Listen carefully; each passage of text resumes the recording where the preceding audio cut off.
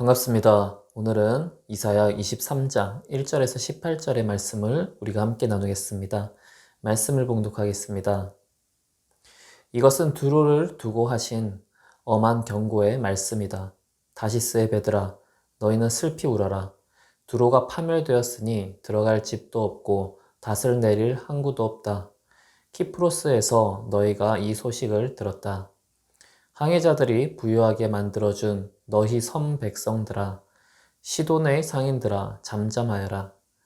시올의 곡식 곧 나일의 수확을 배로 실어 들였으니 두로는 곧 문나라의 시장이 되었다. 그러나 너 시돈아, 너 바다의 요새야.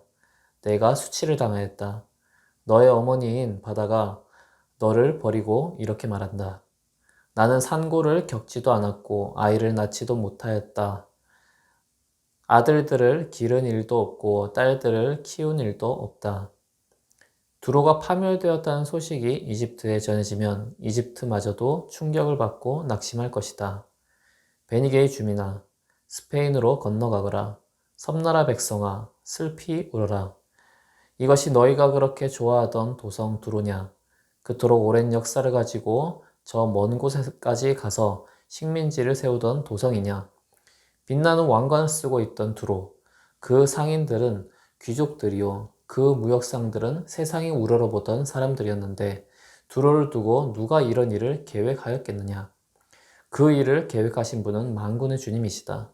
온갖 영화를 누리며 으스대던 교만한 자들을 비천하게 만드시고 이 세상에서 유명하다는 자들을 보잘것없이 만드시려고 이런 계획을 세우셨다. 스페인을 따라 너의 땅으로 돌아가서 땅이나 갈아라. 이제 너에게는 항구가 없다. 주님께서 바다 위에 팔을 펴셔서 왕국들을 뒤흔드시고 베니게의 요새들을 허물라고 명하셨다. 그래서 주님께서 이렇게 말씀하셨다. 처녀, 딸 시도나, 너는 망했다. 내가 다시는 우쭐대지 못할 것이다. 일어나서 키프로스로 건너가 보아라. 그러나 거기에서도 내가 평안하지 못할 것이다. 바벨로니아 사람의 땅을 보아라. 백성이 없어졌다. 아시리아 사람이 그곳을 들짐승이 사는 곳으로 만들었다. 그들이 도성 바깥에 흙 언덕을 쌓고 성을 공격하여 궁전을 헐어 황폐하게 하였다. 다시스의 배들아, 너희는 슬피 울어라. 너희의 요새가 파괴되었다. 그날이 오면 한 왕의 수명과 같은 70년 동안 두로가 잊혀지겠으나 70년이 지난 뒤에는 두로가 창녀의 노래에 나오는 주인공처럼 될 것이다. 망각 속으로 사라졌던 너 가련한 창녀야. 수금을 들고 성읍을 두루 다니며 감미롭게 수금을 타고 노래나 실컷 불러라. 남자들마다 내 노랫소리를 듣고 다시 너를 기억하여 모여들게 하여라. 70년이 지나가면 주님께서 두로를 돌보아 주셔서 옛날처럼 다시 해상무역을 하게 하실 것이다. 그때 두로는 다시 제 몸을 팔아서 땅 위에 있는 세상의 모든 나라의 돈을 끌어들일 것이다. 그러나 두로가 장사를 해서 벌어들인 소득은 주님의 몫이 될 것이다. 두로가 제 몫으로 간직하거나 쌓아두지 못할 것이다. 주님을 섬기며 사는 사람들이 두로가 벌어놓은 것으로 배불리 먹을 양식과 좋은 옷감을 살 것이다. 아멘. 우리는 어제 이사야 22장을 보면서 선민 남유다에 대한 심판의 말씀을 보게 되었습니다. 그리고 오늘 주님께서는 다시 23장을 통해서 열방에 대해서 심판의 예언이 나오는 것을 보게 됩니다. 오늘의 예언은 두로에 대한 예언입니다. 이 두로라는 나라는 해상무역을 하는 나라였습니다. 그래서 많은 무역을 해서 부를 쌓았고 그 부를 쌓은 것을 가지고 많은 식민지들을 만들어서 식민지들을 다스리고 있었습니다. 그래서 더욱더 부를 축적하는 그런 일들을 했습니다. 두로는 그래서 부와 풍요로 인해서 타락과 우상 숭배의 온상지가 되었습니다. 그리고 그 부로 인해서 아주 교만하게 되었습니다. 두로의 풍요가 이 북이스라엘과 남유다에게도 악영향을 미치기도 했습니다. 이렇게 부강한 두로가 이제 멸망할 것이라는 예언의 말씀을 듣게 됩니다. 두로는 다시스에 식민지를 두고 무역을 했었는데 다시스를 왔다 갔다 하는 배들이 두로가 이제 파멸되어서 더 이상 갈 곳이 없게 되었음을 말씀 1절을 통해서 이제 보여줍니다. 이렇게 부강한 두로가 멸망당하는 것은 이웃나라에게도 충격이 됩니다. 두로가 파멸되었다는 소식을 들은 이집트 또한 충격을 받게 될 것이라고 합니다. 많은 식민지들을 거느리고 대표적인 무역 도시를 가지고 있어서 많은 사람들이 우러러보는 두로였는데 이렇게 멸망당하게 되는 것이 만군의 하나님의 계획 안에 있음을 이제 예언하게 됩니다. 9절에 보면은 그 일을 계획하시는 분은 만군의 주님이시다. 온갖 영화를 누리며 으스대던 교만한 자들을 비천하게 만드시고 이 세상에서 유명하다는 자들을 보잘것없이 만드시려고 이런 계획을 세우셨다라고 합니다. 두로가 지금까지 무역을 통해서 많은 부를 쌓을 수 있었던 것은 하나님의 허락하심이 있었기 때문이었습니다. 그래서 두로를 망하게 하는 것도 하나님께서 계획하신 일이라고 합니다. 하나님께서 계획하시고 허락하셔야만 하나님의 백성이건 하나님의 백성이 아닌 자건 성공할 수 있고 부를 쌓을 수 있는 것입니다. 하나님께서는 믿는 자들만의 하나님이 아니라 믿지 않는 자들에 대해서도 하나님이심을 보여주고 계십니다. 하나님께서는 믿는 자들만 다스리지 않으십니다. 믿지 않는 자들도 하나님께서 다스리고 계십니다. 세상의 번영도 하나님의 뜻 안에서 이루어집니다. 그리고 물론 성도의 번영도 하나님의 뜻 안에서 이루어집니다. 그러므로 누구든지 자신의 번영과 형통에 대해서 자신이 잘해서, 자신이 잘나서라고 생각을 하면 안 됩니다. 하나님께서 해주시는 것임을 분명히 알아야 됩니다. 믿지 않는 자 또한 하나님께서 자신의 성취와 그 인생을 주관하심을 알아야 됩니다. 그리고 주님께서 주시는 것이기 때문에 주님께서 다시 거두어 가실 수 있다는 것 또한 우리는 알아야 되겠습니다. 두로는 그동안 하나님께서 주신 부를 많이 쌓았습니다. 그렇지만은 이제는 그것을 거두어 가십니다. 하나님께서 두로를 멸망시키십니다. 두로는 교만하지 말았어야 했습니다. 그러나 두로는 교만하여서 하나님께 그 부를 뺏기고 그 나라가 이제 멸망하게 됩니다.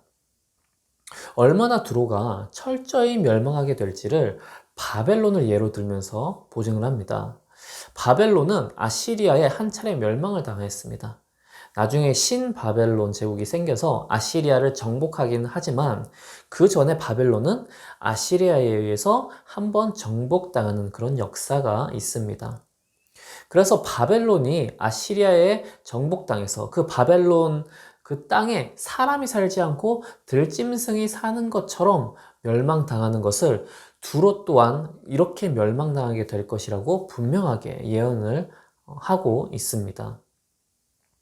그러나 하나님께서는 두로를 완전히 멸망시키지는 않으십니다. 70년이라는 시간을 주시고 그 시간이 지나면 두로가 다시 회복될 것 또한 예언을 하십니다. 70년이 지난 뒤에 두로가 창녀의 노래가 나오는 주인공처럼 될 것이라고 합니다. 두로는 이사야 선지자의 예언에 의하면 분명히 멸망을 당하게 됩니다. 그런데 여기에 예언되는 것에는 아시리아에 의해서 멸망을 당하는 것인지 바벨론에 의해서 멸망을 당하는 것인지 정확하지는 않습니다. 두로는 기원전 671년에 아시리아에 의해서도 멸망을 당하였고 바벨론에 의해서도 기원전 585년에 멸망을 당하였습니다. 그래서 지금 이 이사야 23장에서 나오는 이 내용이 정확히 어느 시점에 어느 나라에 의해서 멸망당하는지는 정확하지 않습니다. 그러나 정해진 시간 뒤에 두로가 회복된다고 합니다. 그래서 두로가 어느 나라에 의해서 멸망당하는지가 중요하다기보다는 하나님께서 두로에게 정한 시간이 지나면 다시 회복시키신다 말씀하는 것이 본문의 핵심입니다. 하나님께서 계획하시고 정하신 시간이 되면은 회복된다는 것. 하나님께서 멸망시키시고 하나님의 계획 안에서 회복된다는 것. 이것이 이제 핵심입니다. 두로는 하나님이 정하신 때에 멸망당하고 다시 회복될 것입니다. 그러나 두로가 하나님을 믿게 되었다라는 표현은 없습니다. 두로는 회복되지만 이전과 같이 세상의 불을 쌓는 나라가 될 것입니다. 그래서 창녀와 같다고 말씀합니다. 세상적인 방식으로 휘황찬란하고 그렇게 살아가려는 창녀와 같다고 하십니다. 그런데 하나님께서는 두로가 다시 회복되어서 다시 해상무역을 하며 돈을 끌어들여서 불을 다시 쌓게 되었을 때 그 돈이 주님의 돈이 될 것이라고 합니다. 주님의 몫이 될 것이라고 합니다. 두로가 제 몫을 간직하거나 쌓아두지 못할 것이라고 합니다. 주님을 섬기는 사람들이 두로의 돈으로 혜택을 볼 것이라고 말씀하십니다. 즉 두로가 회복하여서 얻은 분은 나중에 유다 백성들이 회복될 때 쓰일 것입니다.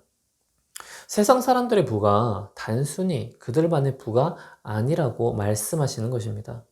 세상 사람들의 부는 결국 믿는 자들을 위해서 쓰일 것입니다. 하나님의 관심은 하나님의 백성들에게 있습니다. 하나님께서는 모든 사람들을 다스리시지만 그분의 하나님의 관심은 주님의 백성들에게 있습니다.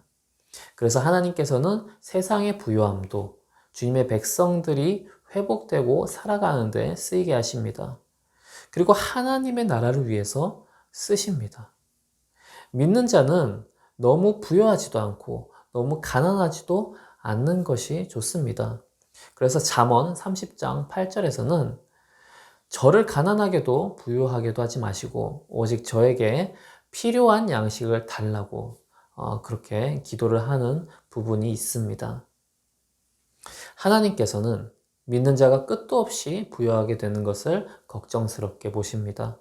두로가 물질적 풍요로 타락하고 우상 숭배를 하게 되었듯이 그리고 그 영향을 북이스라엘과 남유다가 받았듯이 믿는 자의 부요를 하나님께서는 조절하길 원하십니다.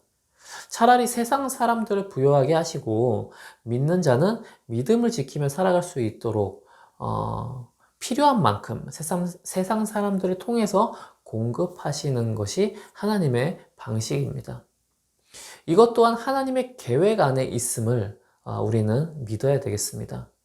믿는 자가 모든 것을 지배해야 된다고 생각하지 말고 우리는 모든 것을 지배하시는 분은 하나님 뿐이니까 우리는 그저 하나님께서 주시는 것을 공급받으면서 살아가면 된다라고 우리는 믿으면서 살아가야 합니다.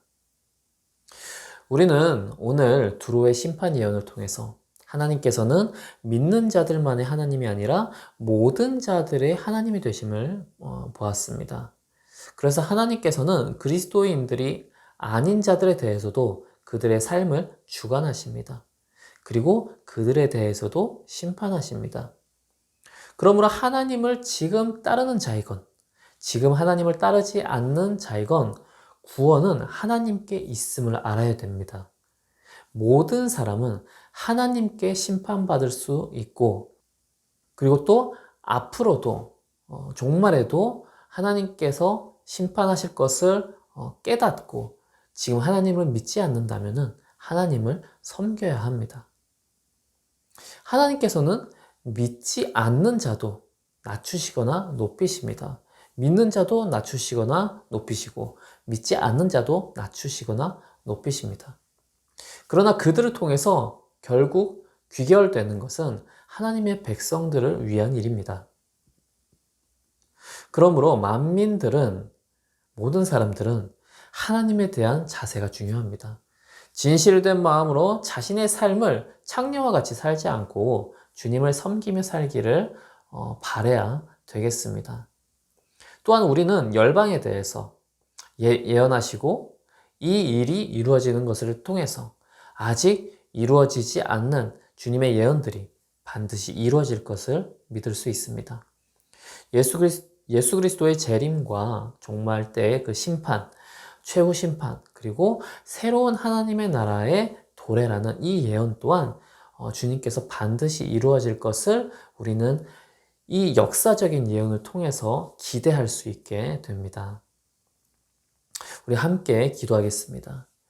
하나님 아버지, 만유의 주이신 주님이시여, 믿는 자와 믿지 않는 자와 모두를 다스리시는 주님이시여, 주님만이 영광 받으시기를 바랍니다.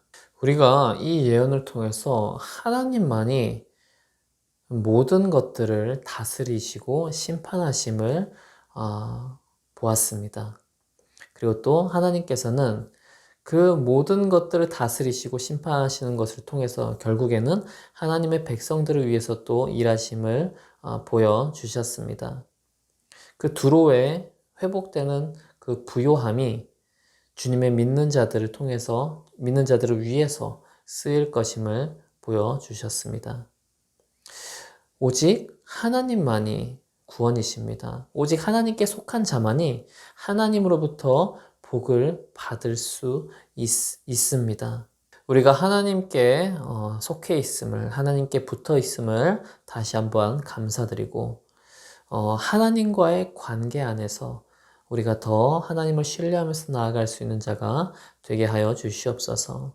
앞으로 있을 주님의 그 예언 성취 또한 우리가 믿는 자로서 눈으로 목도할 수 있도록 주님 인도하여 주시옵소서. 감사드리며 예수님의 이름으로 기도합니다. 아멘.